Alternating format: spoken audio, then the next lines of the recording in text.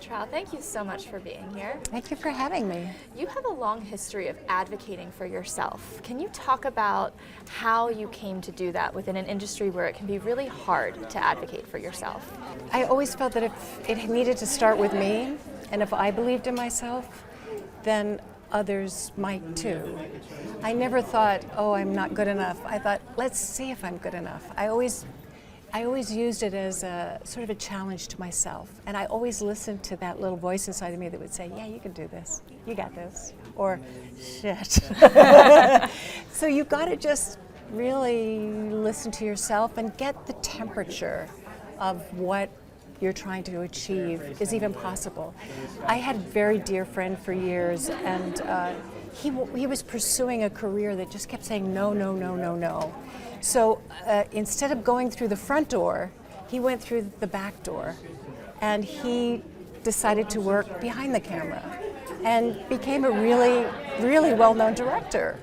So his dream changed, he modified it, but he found a way to get there and probably find ultimately a job that was equally as fulfilling. I love stories like that because it shows a non-linear career path can be just as fulfilling. Yeah. As you look at how you advocate for yourself now versus earlier in your career, what has changed? How did you advocate for yourself then, and how do you do it now?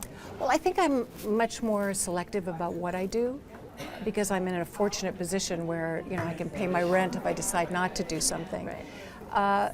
But I think that the difficult thing is to really register how things affect you and take that into consideration. Also taking care of yourself, making sure that you're ready. That's why small steps are so important, because all those small steps are really a leap, not just to achieving what you want, but also getting to know how you work under pressure, how you work when there is no pressure. I mean, it's really a way of getting to know more and more of who you are. And when you understand more of who you are much more equipped to understand how you can get what you want. I think being powerful is knowing what you want and experimenting with that to see if that works for you.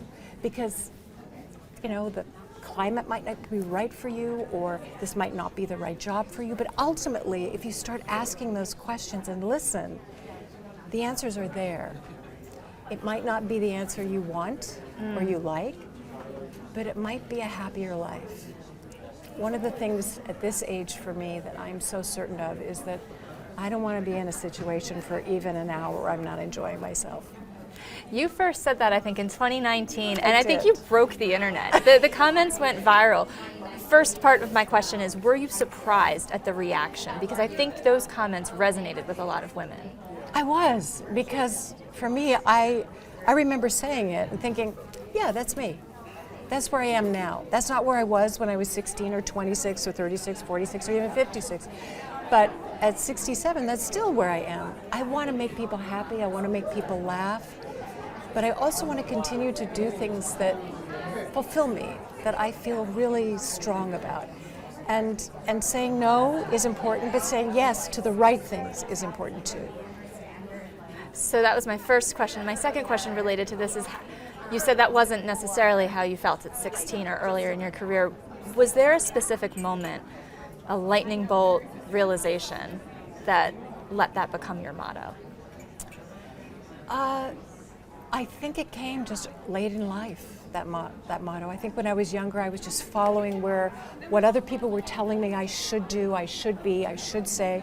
And they would constantly say, oh, just be yourself. But I kept thinking, I don't know who I am yet. It takes a lifetime to really understand more about yourself. Other people can see it because they're outside of you. But yes, you know yourself, but to really, really know and listen and really put what makes you happy. Make that a priority. Most women don't do that. They can't afford to do it.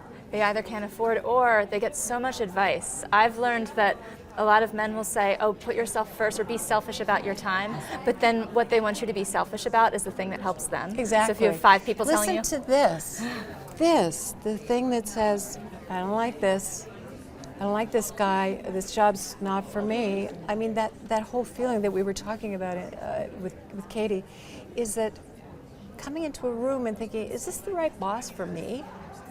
Not, am I the client that needs to, yeah, I'm good at my job. You should hire me because I'm good at my job.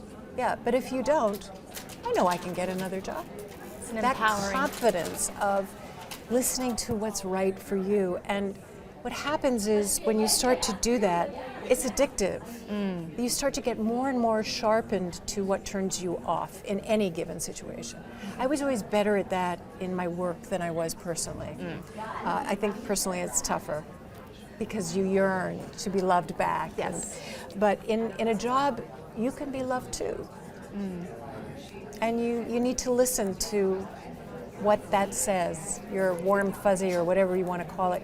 You need to listen to it and really give it space because that's who you are. That's protecting you. That's got your back. That voice has been there since you were born and will be there till you die.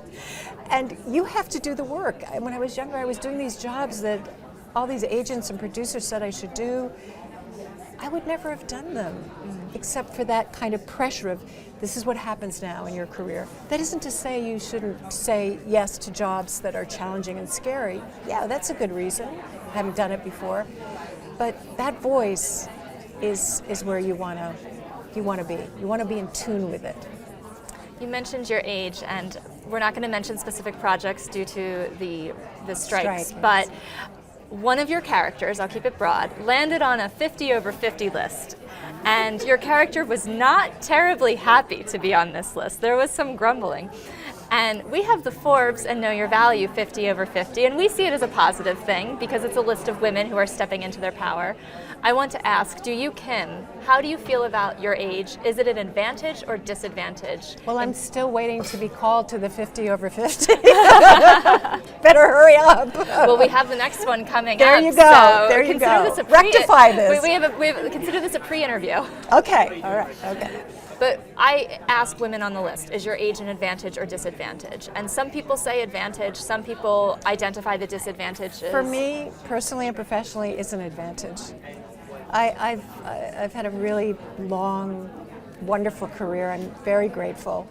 And but when I'm not in the public eye, I love that life too. You know, they feed into each other because I think, again, talking about that inner voice, we're together for Kim's happiness. You know, we're working together.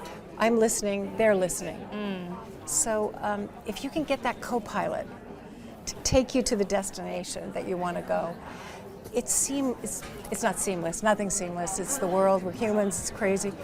But it'll be a less bumpy ride because along the way, it'll be fun. It'll be an adventure. But you got to take care of yourself. You seem to be having fun. What's next for you? What's next on the fun list? I can't. Oh, you can't talk about it. Well, speaking of the strikes, I do want to ask, what will it take for there to be resolution, and what do you want to see? I think there's got to be give and take, and this has been coming for a very long time. And the world has changed since the last contract, and we need to take that into account, and we need to address it. There's a whole audience out there waiting to be entertained. Actors and writers, that's what we do, that's what we love to do. So let's sit down and hash it out. There's more than enough rewards for everyone. Well, I look forward to sitting down with you when you're able to talk a little more about those specifics. But in the meantime, thank you so much for taking the time today. Thank you for having me.